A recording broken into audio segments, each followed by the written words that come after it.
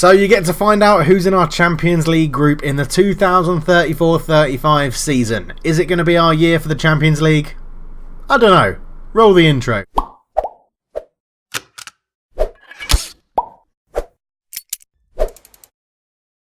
Hello and welcome back to the NK Zagreb Save. I am Cultured Left Foot. It's a pleasure to have you with me, and we have Paris Saint-Germain in our Champions League group, which is a bit of annoyance, but it's not too bad. We're a second seed, so we have actually gone so far up the European rankings that we're now actually a legitimate second seed.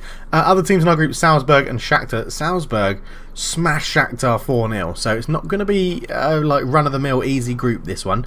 It's going to be pretty tough, but we've had some very, very interesting developments in transfers. If we look at the finances, we have 34 million in our bank. Now, at one point, we went down to £436,000 in our bank, and that was not through me signing anyone.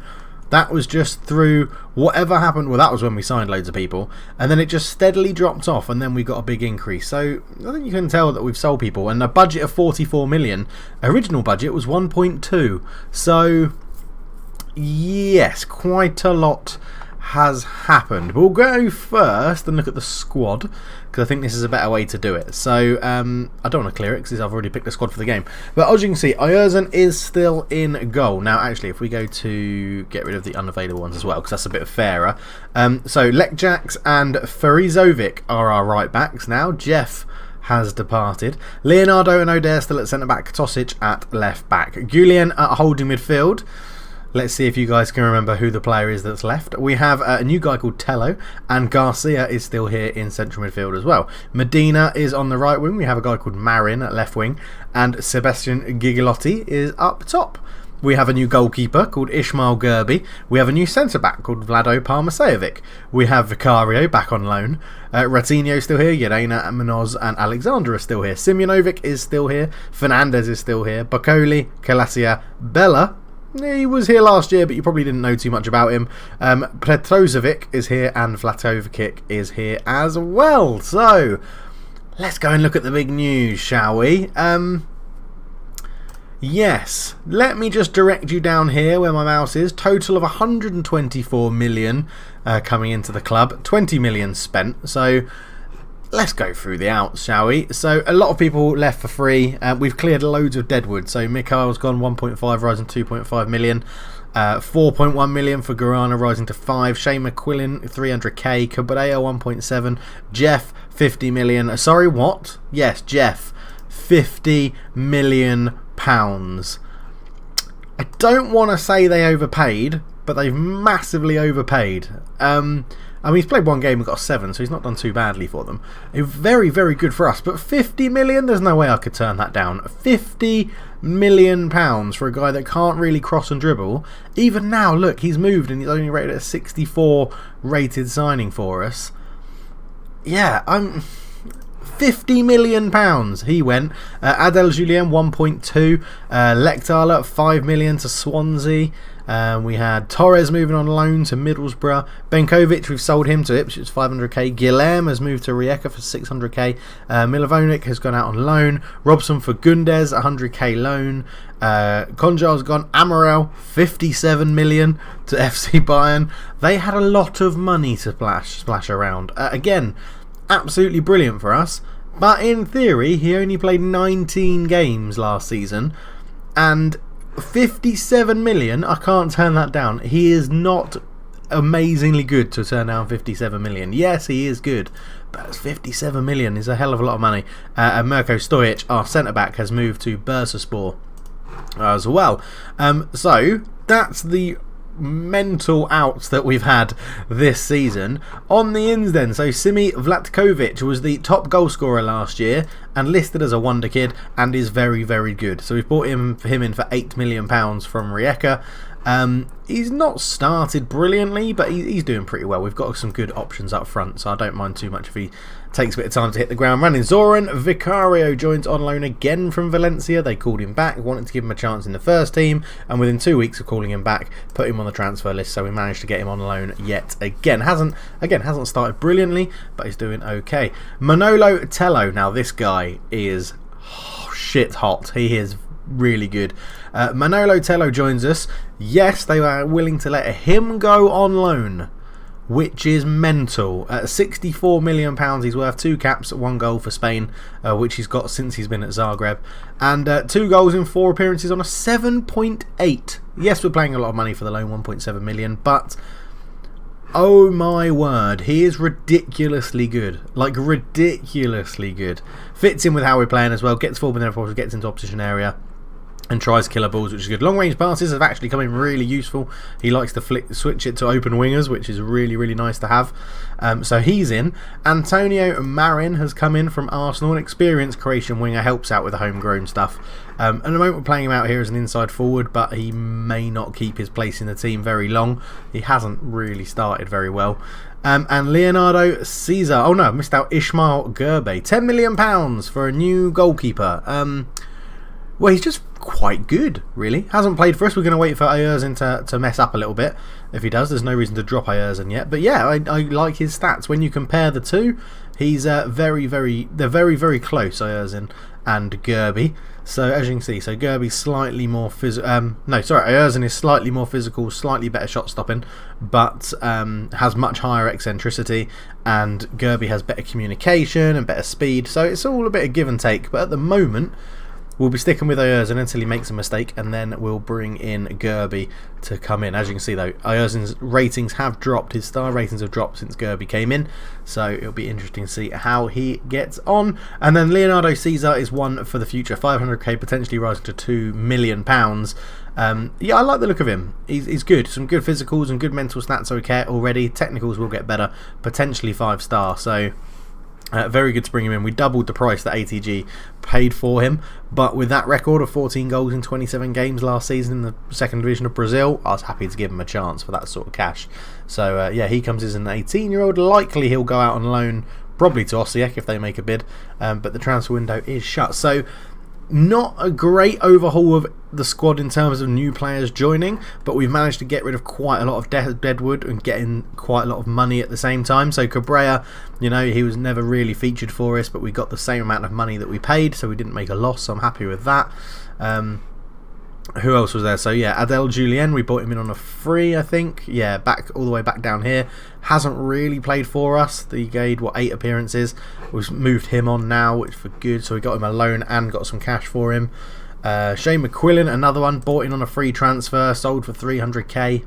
More than happy for that to happen as well. Guarana, we made a loss, which is a bit of a shame, and he's now valued at 25 million, which is really shit because he's nowhere near that good. We bought him for nearly 10 million.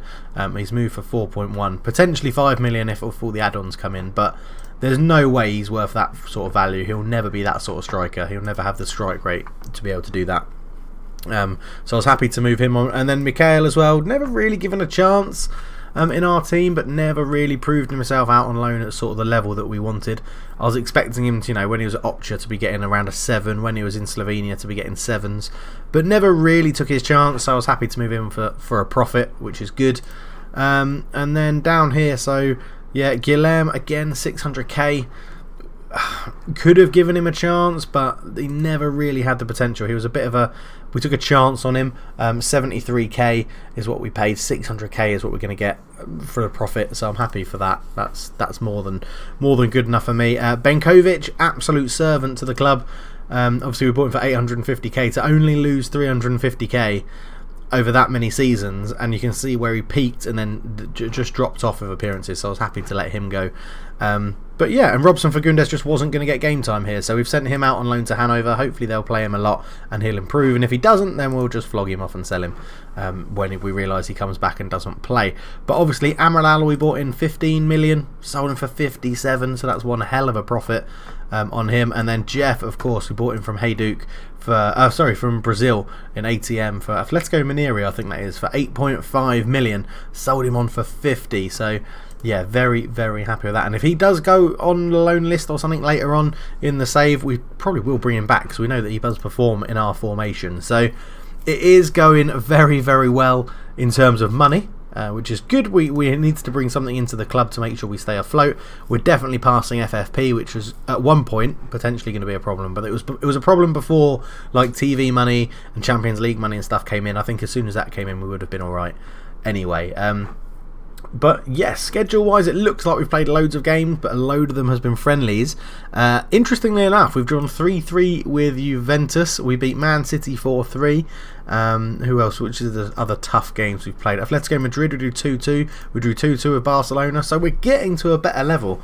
Beat Everton 4-1, beat Fulham 3-1 as well. So it's good to see that we're competing at that sort of level, even though it's only in friendlies. A lot of these times as well, it's during international breaks, so a lot of our first teamers and a lot of their first teamers are away, but it's good. It's good to show that we can play at that level. And I was looking at our fixtures, and basically, when the Champions League isn't on, we mainly only play on Saturday, so we can squeeze in a friendly every single week against different teams. We won't do it when we've got Champions League midweek games, but like these ones here, we'll put a friendly in because we might as well. There's no reason not to. We've got a big enough squad that we need to keep everybody fresh, and it just sort of makes sense. You know, we can put one in there, we can put one in there and one in here. So I know it's quite close to these games here. It's only 2 days break, but what it does is we play like our first team here and then rest our first team. The second string get a game, and it just seems to be working pretty damn well. We do them all at home. We call similar reputation teams in because that's just what we do. We'll play, why not Yangso? No, we're going to lose money if we do that one. So let's go similar reputation teams. We'll go Bakshir, so $4,000 would make out of that. Beerfield would make quite a bit more money of that. And then large reputation, let's see if Juventus want to come back for another game. And we'll just see. Well, we'll just see how it goes. You might say it's going to knacker the players out and increase the chance of injury, but I don't know. We'll see what happens when we do it. Craig Pawson's the referee of the game against PSG. We're going to be playing at the CLF Zagreb Arena. It's not going to be the end of the world if we lose this game. We've still got some good games to go through, but it's going to be useful if we get off to a winning start, to be honest. It will be very, very useful. Now, you'll see as well, we've got a bigger European squad registered for this season. We've got a few more homegrown players in there. We haven't got too many people that were pissed off they missed out. I think the only one was Lekjaks, and that's because he's injured for like 6 weeks. So I didn't really feel the need to register him. I probably will register him if we get through and we get to do the other registration. Now, we're starting Marin in this game, and I don't know if that's the correct decision, to be honest. He's not been the best of players. We do have Ratinho on the bench if needs be. So we're going to go out there. Let's just passionately say the media have praised you a lot, so we should go out there and prove why they are correct to do that. And we're playing a big team in PSG. It's going to be one hell of a game. It should be interesting. We're going to go on to attacking. We're in good form. We'll try and dent theirs. Let's put goal replays are on. We'll go to extended highlights for this game, and hopefully we can take advantage of the fact that we're at home as Laurent lines up a free kick from the edge over the bar. Not really troubling Oyarzun at all. But in this evening game here in Croatia, we're getting it underway. Marin finds Tello. Tello on the edge of the box into Medina. Medina started really well again. We had huge, right, what was big, Feriznovic. I forgot to go into him, right back. We signed him as a youngster not too long ago, and when we sold Jeff, I was looking through the youth team. I was like, I'll give him a go. He played in the first team last year, didn't do that bad in the first division, and now he's come up to us and he's playing very well while Lekjaks has been injured. But yeah, we're doing well. It's going okay. Medina, we've rejected bids for Medina, Tosic. I rejected bids for Amaral and Jeff until they went over the 50 or around the 50 million mark. Parmasevic, who's on the bench, Gigilotti, Ratinho, Urena and Munoz all had bids on them as well, and we turned them all down. And players are now happy to stay with us. Like Tosic, when I turned down a bid from Atletico Madrid or Juventus, I think it was, he basically just said, oh, why did you turn that bid down? I was like, well, what's the problem? He was like, well, I want to win trophies. I was like, well, you can win trophies here. And he was happy to stay. And the part of the reason is that we're now the number 10 best team in Europe, reputation-wise. So, as I said, once we crack that top 10, Medina flicks in, Gigliotti shoots and he fires it in. Second goal of the season, assisted by Medina, and we get the lead in Croatia against PSG. Wonderful, wonderful stuff. As you can see, we've slowed down the highlights. This isn't us playing at a lower tempo. I've just slowed down the speed of the highlights so that I can commentate a little bit easier without rushing it all. As Medina flicks it down, Gigliotti on the half volley fires it past the goalkeeper, and it's 1-0. But yes, so we're in that top 10 now of best European reputation clubs, which means, one, we can attract a lot better players like Tello on loan from Bayern Munich, because Medina's shot's blocked, comes up to Garcia, that's blocked as well. But yeah, so Tello probably wouldn't have moved to us if we weren't in that sort of bracket. And now we are. It opens up loads of different things. So we can reject bids for players and they don't necessarily always moan. Some people still do, but not all the time. Ferozovic, go Bones, man. Back post. Marin's there, heads it over the bar. 20 minutes in, 1-0 up. They still haven't had a shot on target, so expect that to go in when they do. Let's demand a little bit more from the guys. But yeah, it's a huge difference how far our reputation's come. And the other good bit of news, just while we're doing this, sort of like an intro bit, I guess, while the game's playing on, is Dynamo Zagreb, Ferozovic and Gigliotti gets his second of the game. Lovely stuff. His second, his third of the season, second of the game, and our second in the game as well. And look at this, we're beating Paris Saint-Germain. I don't want to say it too loudly, but quite easily, it seems like. Ferozovic did really well here, fired it in low. Gigliotti at the near post, goalkeeper goes walkabouts. But yeah, Dynamo Zagreb have qualified for the Champions League group stage proper, which is unbelievable achievement. They got through all their playoff rounds and stuff, so they are growing as well. Like, the TV money is going up every season, so every club is getting a little bit more money. Tello, oh, it's blocked. It's getting a little bit more money. And Bresciana's in. Oh, what a tackle that is from O'Dare. And it's great. It does seem like they're being quite sensible with the money they have as well. I don't know if Dynamo are in today's fixtures. They're not. They'll be in tomorrow's or the day before. But we'll check out their group as well. I think they got quite a tough group, if I remember rightly. I don't think it was easy for them. They have a chance of the Europa League, I think. Other than that, I don't think anybody qualified for the Europa League through the playoffs and stuff, or through the qualification rounds. They all seem to struggle a little bit. But definitely now there's a definite sort of two-horse race in terms of money and reputation in Croatia, and that's us and Dynamo Zagreb. The others are just sort of struggling. They need to just get to that point where they're getting into Europe every year, and so far it's not happening. But back to this game, 2-0 up at half-time is absolutely brilliant. I'm going to say I'm very happy, and I don't need to change anything else really. But we've got a couple of yellow cards being picked up, but I'm not too worried about it at the moment, as Garcia comes forward with it out towards Tosic, but he's overhit the pass. Might just drop us down to positive just for a little bit. We don't need to go all guns blazing anymore. We'll give him a little bit more praise, but this is a good start. So you'd think PSG would beat Salzburg, you'd think we'd beat Salzburg, and we should definitely beat Shakhtar. They're not the powerhouse, and they don't have all the Brazilians that they have in real life. As Guillen's here, back to Leonardo. We're keeping the ball really well. Up it goes to Medina. Medina has the overlap from Ferozovic. Ball in towards the back post. Marin's there, brings it down. A fall to Tosic. Oh, it's gone in. I think it was deflected, but Marin gets the assist, although it was a shot that was blocked, and Tosic fires it in. 3-0 up. This is a great performance. Puts the disappointment of going out to Barcelona last season to the back of our mind. We needed a positive start. Marin, yeah, shot block, failed to Tosic. First time it did. Took a little deflection off that man there, Van der Sterhoven, which is a really good name. But he won't be very happy with that deflection. And we are playing very well indeed. We are not going to shout, sorry. Team instructions. We are just going to ask them to stay on their feet a little bit, because we've got 3 yellow cards, 2 in defensive positions. We just need to be careful that we're not going to give anything silly away. So we could take Guillen off and bring on Urena in that position as well, which would be pretty useful. There is half an hour left to go on a 6.9. If he drops to a 6.8, I might take him off. Don't like taking people off when they're on a pretty good rating. We'll give him to the 70th minute mark, and then I think we'll take him off and just get the fresh legs on to allow us to avoid getting a silly red card in the middle of the park. And as I say that, he goes up to a 7.0 rating, which is really good. Other yellow cards, Leonardo, leave him on. Gigliotti's on a hat-trick, so he can stay on as well. But the stay on our feet thing should make it a little bit more sensible in terms of tackling like that. But with 15 minutes to go, 3-0 up, this has been a performance of unbelievable magnitude. Unaina's there, he tries to curl one in, could have just laid it off to Gigliotti for the hat-trick, but didn't.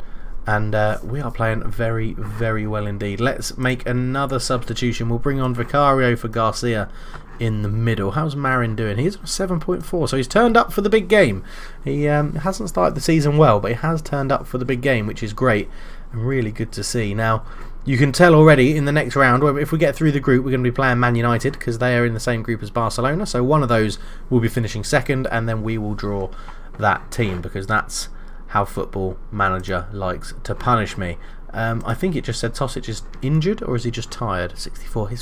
His stamina is so poor. We'll bring on Ratinho for Marin just on that side over there, just so that we can keep fresh legs. You know, if Marin's playing well, we'll give him the round of applause he deserves as Tello puts the ball in towards Tosic. That's a free header, Tosic. He should be doing better. It comes in. Gigliotti gets the hat-trick and it's 4-0. What a performance this has been. A really, really good showing from us. Tello with the free kick, corner, sorry. Tosic, I thought he should have gone for goal, but it's bouncing around. Medina kept it alive into Tosic. Lovely ball through to Gigliotti on his left foot. Fires it into the side netting. We haven't given PSG a shot on target. This has been such a good performance. We're putting a message out. Salzburg beat Shakhtar 4-0. We said, well, we'll match that against a much better opponent. This is incredibly good performance here. And I, for one, am quite excited about this season. It could be a very, very good season. We also need to start thinking about, I'm not saying we're going to win the Champions League this season, but we do need to start thinking about, if we do win the Champions League this season, do we keep the save going, or do we end it on the point where we win the Champions League? Now, normally I end it on the point I win the Champions League because I lose a bit of interest in the game once I've done what the original task was of the save, and that was a very, very good performance. I do generally lose the initiative to play it because, well, what's the point? I've won the Champions League. You can do one season afterwards and win the World Club Cup, but generally you win that if you've just won the Champions League. It's not normally too much of a challenge. So but yeah, I'm interested to know your thoughts. Let me know down below. Do you want us to maybe continue it if we win the Champions League, or do we stop and have a bit of a break and then start up a new save, or see how we're looking for Football Manager 20 and things like that? But we'll have to find out, as we get 2.42 million for that win. That seems a bit stupid that you get that much money just for winning a game of football. But you were superb in front of goal last time out, Gigliotti. Very, very nice indeed. We have 4 days until Rijeka, so we will just rest everybody that was in the starting 11 for a day's training. But yeah, so Lek Jack was a bit unlucky really, because he got left out of the Champions League team and he's our starting right back, but he was injured and it said 3 weeks, but he's made a pretty good recovery. He's wanted by Watford. We could probably get some good money out of Watford for him, to be honest. But yeah, so we've got a few youngsters that are now breaking through to the team, which is good. We're still yet to have a golden generation from our youth intake, but Vlado Parmasevic he's ready to be in and amongst the first team. We've given him a new contract, a 4-year contract on $5,000 a week. He will come in once O'Dare and Leonardo, once one of them starts to just taper off a little bit. He'll be coming in to take their place because he is ready-made, which is why we could let Benkovic and Stojic go, because we've got him in backup. Now, the issue is if 2 of these people get injured, then we've got him and Bakoli. Bakoli's injured at the moment himself, but yeah, that's a bit of a thing. And then we've also called up Milan Petasovic as well, a wonder kid that we've bought in for 1.5 million from Partizan Belgrade, yet to play for us, but had a good season in the Serbian Super League for Partizan last year. So I'm happy to see him come in and he'll get a few bits of game time. I've set up training as well so that people are training in the positions I want them to play. So for example, Petrovic will be training central midfield as a Mazzala, I think I've got him training. And then yeah, Simo Vlatkovic has come in again, wonder kid that we bought in from Rijeka. Looks very, very nice. And then in our under-19s we've got a little bit of potential. Leonardo Cesar had quite a lot of interest in him after we bought him to take him on loan, but I wanted to give him a go in the under-18s. 500k we bought him in for, as we said. Stip Magic is there as well with a good bit of promise. But I don't know. I don't think he'll make the grade at this level, but it'll be interesting to see. There's been a lot of interest in Tomislav Simic, an 18-year-old that we have. He had a lot of interest in him, so I wanted to keep him around and maybe play him in the cups on the left wing and see what he can do.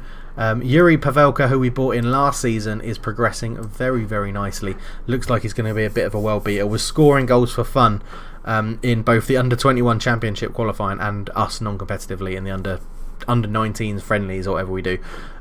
So yeah, which is very, very good. So it is getting there, but we do need to start bringing through, either buying in youth who are like 17, 18-year-olds, buying them into our youth system and hope they progress, or we really need our youth academy to start progressing. And at the moment, it's not really doing it.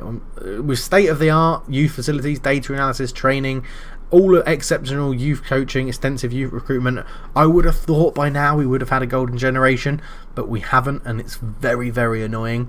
But yeah, it will happen. It will happen eventually. It definitely will. Especially now that we've increased our backroom staff as well. So you guys in the Patreons who are members of the backroom staff, if we go all. So, for example, like Ian Allen, you're still here, but we've brought in a new person. I mean, you've got someone with a proper picture who's Welsh. Don't know how you feel about that, but we've brought someone in who's better than our old director of football, and then you just take his name on, sort of thing. So you guys are improving. So Lovro as well, you've improved. You're coming along really, really well, Lovro. Gio, you're still here as well, knocking around, doing really well as a fitness coach. Really happy that we managed to get you back, which was really, really good. Derek Murphy's here as well as a fitness coach, which is great. Really good fitness coach, actually. We're at that level now where people just aren't even trying to pinch our players. And Brett, you're probably the best youth head of youth development in the whole of Croatia, and I'm really surprised no one's tried to pick you up yet, because your stats are absolutely unbelievable. And then, you're mixed in with the likes of Craig Bellamy, who's here, who's a ridiculously good coach.